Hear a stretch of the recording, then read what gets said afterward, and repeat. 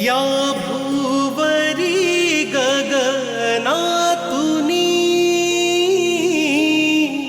आलिस का तू ग मोहिनी, या हिरवळीवरी चालुनी दव बिंदू कलशात घेऊनी.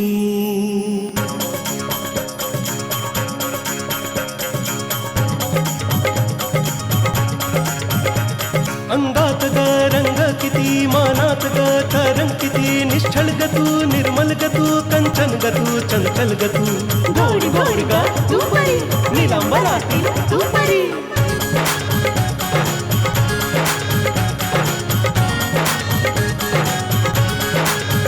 श्वासात संगीत भासतो, डोळ्यात श्रावण हासतो, गगनातली चांदणी, मृगनयन तू हांसिणी.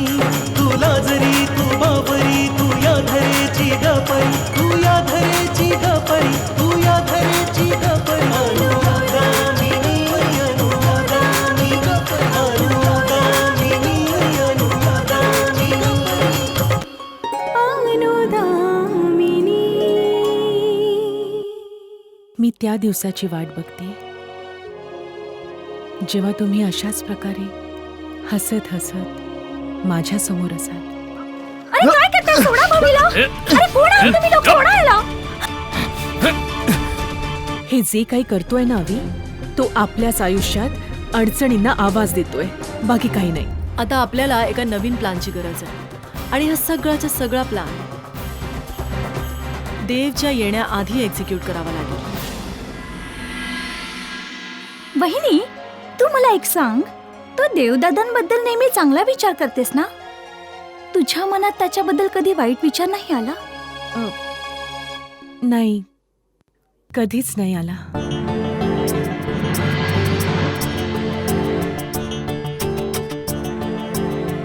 वहिनी, मी त्याची बहीण आहे, परंतु मलाही देवदादावर कधी कधी खूप राग येतो.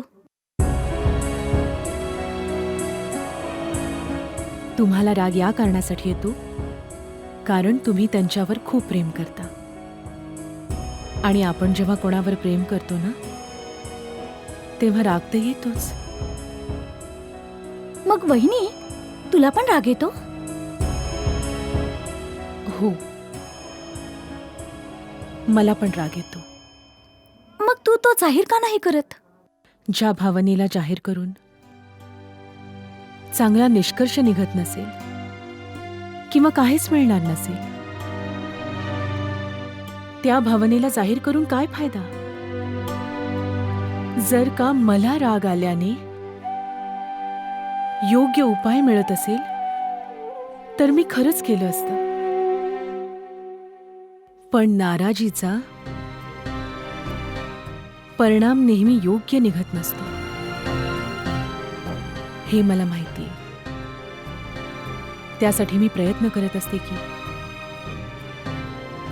की आपल्या रागाला योग्य भावनेत बदलू शकेन.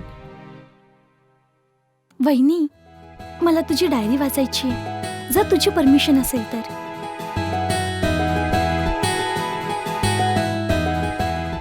जर तुझी इच्छा असेल तर तू नक्कीच वाच, पण माझ्यासारख्या अनपढ मुलीच्या गोष्टी वाचण्यापेक्षा मनोवाद तू तुझ्या कोरसची पुस्तकं वाच, ते जास्त चांगलं असेल तुझ्यासाठी. कोर्सची पुस्तकं जीवनाचं पुस्तक वाचायला नाही शिकवत, परंतु तुझ्या गोष्टी तर जीवन जगायला शिकवतात. म्हणून माझ्यासाठी तुझी डायरी वाचणं खूप इम्पॉर्टंट आहे. मला माहिती आहे बहिणी की कुणाची डायरी वाचणं ही खूप वाईट सवय आहे. त्यात आपले सिक्रेट्स असतात जे आपण कोणाशीही शेअर नाही करू शकत. पण वहिनी, मला तरीही तुझी डायरी वाचायची आहे. हा निर्णय मी तुझ्यावर सोडते, आणि तसंही मी तर माझ्या मनातल्या गोष्टीच लिहिते, आणि जर माझ्या मनाची गोष्ट वाचायची असेल तर माझ्याकडून काहीच विरोध नाहीये. तू वाचू शकतेस. मग वहिनी, तू मला एक वचन दे. जेव्हा तू ही डायरी पूर्ण करशील तेव्हा मला गिफ्ट करशील. हो, नक्कीच. थँक्यू.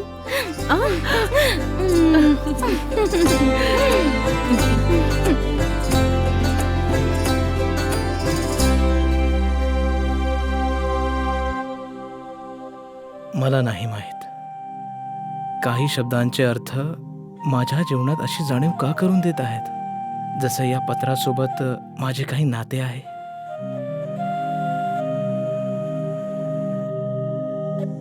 या शब्दांना ज्या मनाने लिहिलं आहे त्या मनाशी माझं काही नातं आहे.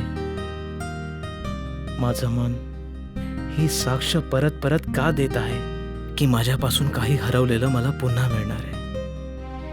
का असं वाटतं जसं मी कुणाची वाट पाहतोय. त्याच्या जीवनात अशा कोणत्या अडचणी आहेत की प्रत्येक वेळी माझ्या मनाला ही जाणीव होते की ती कदाचित मला शोधत आहे.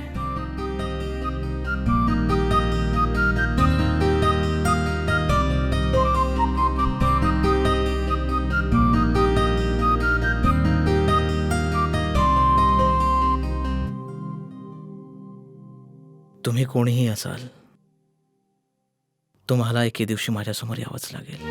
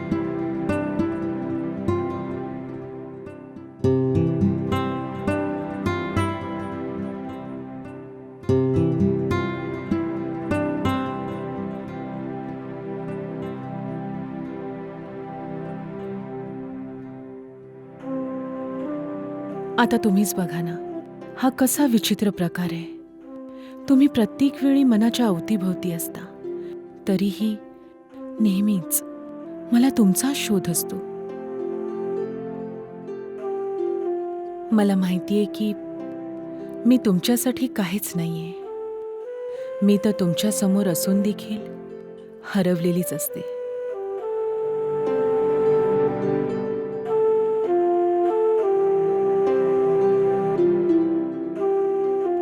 पण मी या हरवलेल्याला माझं नशीब नाही मानू शकत. कधीच नाही मानू शकत.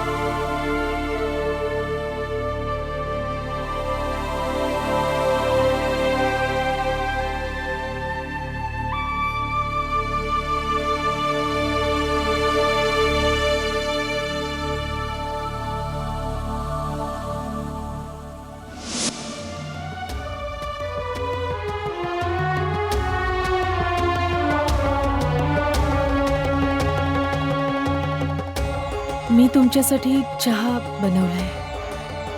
मी चहा खूप चांगला बनवते.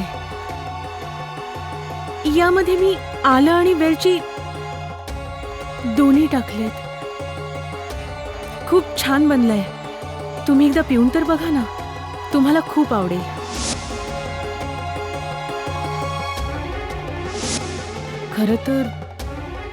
खरं हे की मला नाही माहिती ग्रीन टी काय असतं आणि कसा बनवतात, पण काजलपासून मी शिकून घेईन लवकरच की तुम्हाला काय आवडतं आणि काय आवडत नाही.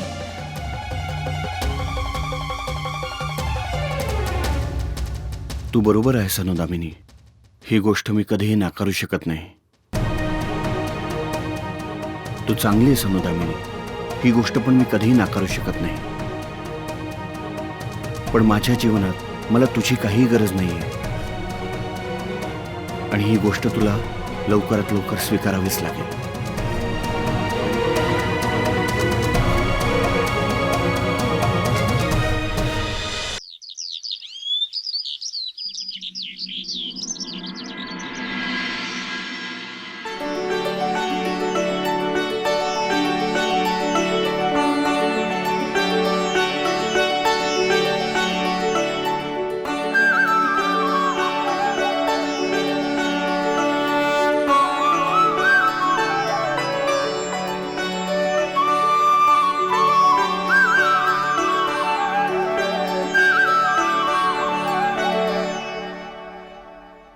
सिद्धिराजा, ते ज्या कामासाठी गेले तुम्ही ते काम ना निर्विघ्नपणे पूर्ण करून द्या. तुम्ही देवदूत होऊन त्यांची साथ दिली आहे, म्हणूनच तर आज असा प्रसंग आलाय की जेव्हा ते पुन्हा आपलं काम पूर्ण करण्यासाठी निघालेत. तुम्ही त्यांची साथ नका सोडू.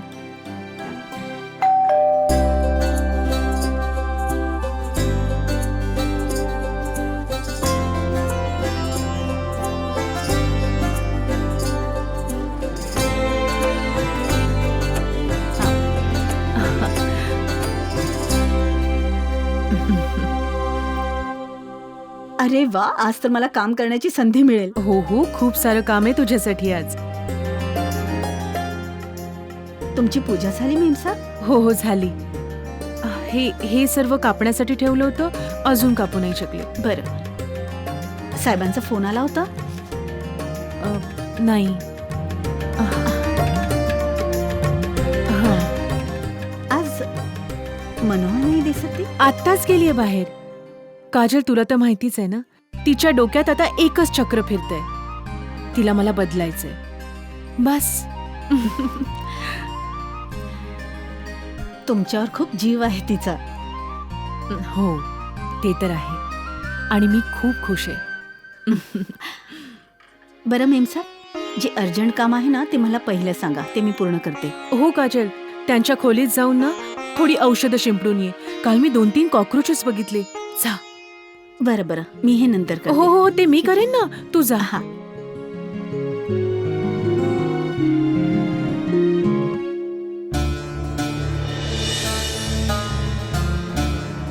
फक्त तीर निशाण्यावर लागला पाहिजे नॅन्सीची. नक्की लागेल झुनुकजी, नक्कीच लागेल. मी पण फक्त याच प्रतीक्षेत आहे. All the best.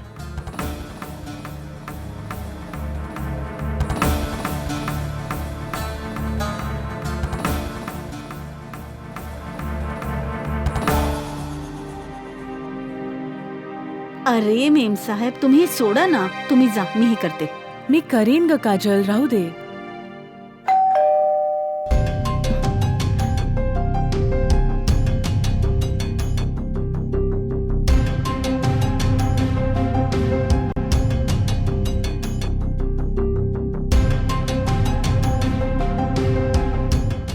तुम्ही? मी नॅन्सी, देवच्या ऑफिसमध्ये त्याच्यासोबत काम करते. Oh, I am so sorry. Please आत या ना.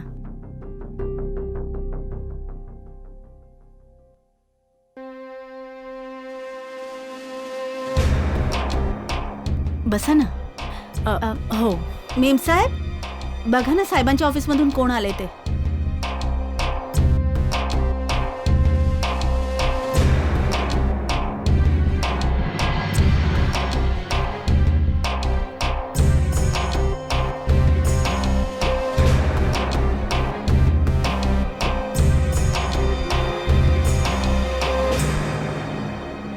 अच्छा, तर ही आहे देवची वाईफ. ही तर एका गायीसारखी गरीब वाटते, जसं काही कुठल्या तरी खुंटीला बांधून ठेवलंय. मेमसाहेब, ही नॅन्सी जी आहे, साहेबांच्या ऑफिसमध्ये काम करत होती. हो, नमस्ते. नमस्ते.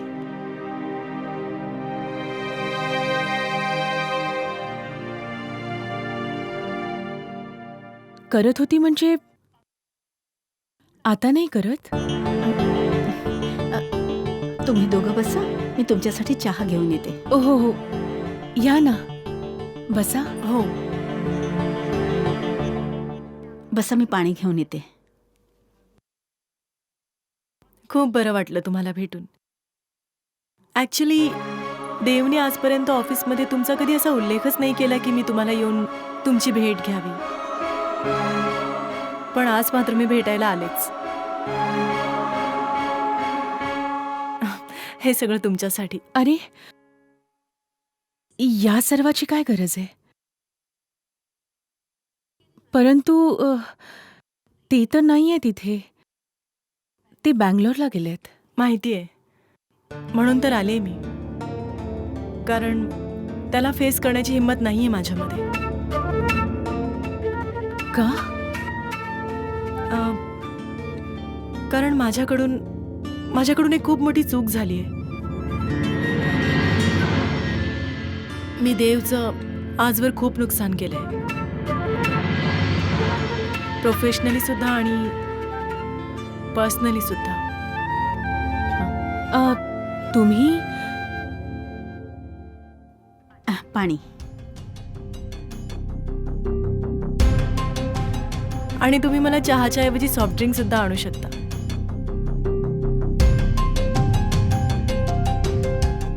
तुमच्यासाठी पण सॉफ्ट ड्रिंक आणू? नको. हो, तर तुम्ही माझ्या नवऱ्याचं कशा प्रकारे नुकसान केले? मी सगळं सांगणार आहे. ॲक्च्युली मी आज माझ्या चुकांबद्दल क्षमा मागायला इथे आले आहे. कारण देव तर त्याची नुकसान भरपाई करून घेईलच. तो इंटेलिजंट आहे, टॅलेंटेड आहे, स्मार्ट आहे. परंतु माझ्यामुळे तुमच्या आयुष्यात जी गुंतागुंत निर्माण झाली आहे त्याचं मी काय करू? म्हणणं काय आहे तुमचं? मी आज तुमची मोकळ्या मनाने माफी मागायला आली आहे. आणि मला पूर्ण खात्री आहे की तुम्ही मला क्षमा नक्की करणार. पहिल्यांदा तुम्ही तुमची चूक तर मान्य करा. मी नक्की क्षमा करेन.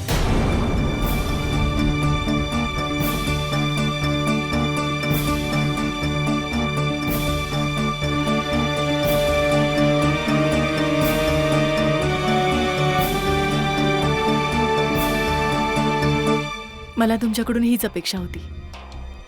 आणि तसंही तुमच्यात मला माझी लहान बहीण दिसते.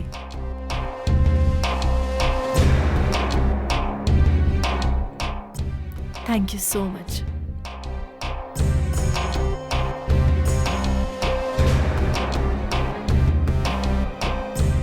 हां, तर मी हे सांगत होते की तुम्ही हे सांगत होतात की माझ्यात तुम्हाला तुमची लहान बहीण दिसते. हो, आणि ह्या नात्याने तर मी तुमची मोठी बहीण झाले. आणि मोठी बहीण आईसारखी असते आणि प्रत्येक वेळी आपल्या लहान बहिणीचा संसार सुखी पाहू इच्छिते. ही गोष्ट तर अगदी सहज आहे ना? हो, नक्कीच. हे बघा, माझ्याकडून सर्वात पहिली ही चूक झाली आहे की मी देवची पॉलिसी लॉन्च नाही होऊ दिली.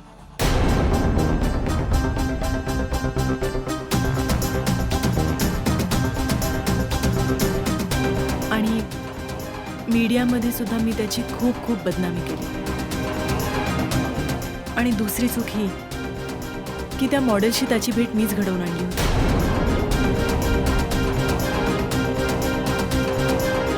मीच त्याच्याकडे असा हट्ट केला होता की त्या प्रोजेक्टमध्ये त्याने सायबीला ब्रँड अँबॅसेडर म्हणून घ्या.